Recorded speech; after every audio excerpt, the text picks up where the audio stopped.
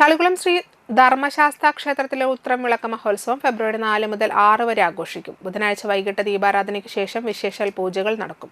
വ്യാഴാഴ്ച ഉത്സവ ദിവസം രാവിലെ ഗണപതി ഹോമം, നവകം, ഉഷപൂജ, കലശാഭിഷേകം, ശീവേലി എഴുന്നള്ളിപ്പ്, തുടർന്ന് അന്നദാനം. 11 മുതൽ വിവിധ മേഖലകളിൽ നിന്നും പാൽക്കാവടികൾ ക്ഷേത്രാങ്കണത്തിലെത്തും. വൈകിട്ട് നടക്കുന്ന എഴുന്നള്ളിപ്പിൽ 3 ആനകൾ അണിനിരക്കും. ഊട്ടോളി മഹാദേവൻ തിടമ്പേറ്റും. പഞ്ചവാദ്യവും ചെണ്ടമേളവും അകമ്പടിയാവും.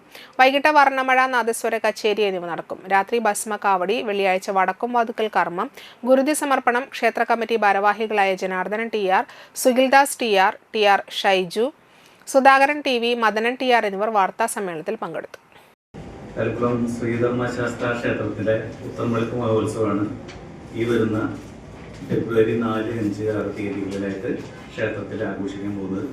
വളരെ പ്രാധാന്യമുള്ള ഒരു ക്ഷേത്രമാണ് തളിക്കുളത്തെ. ഏറ്റവും കൂടുതൽ ആളുകൾ സമകാലീനമായിട്ട് പരിശോധിച്ചാൽ ഏറ്റവും കൂടുതൽ ഭക്തജനങ്ങൾ പങ്കെടുക്കുന്ന ഒരു ഉത്സവമായിട്ട് തളിക്കുളത്തെ ഈ ക്ഷേത്ര മഹോത്സവം മാറിക്കഴിഞ്ഞിട്ടുണ്ട്.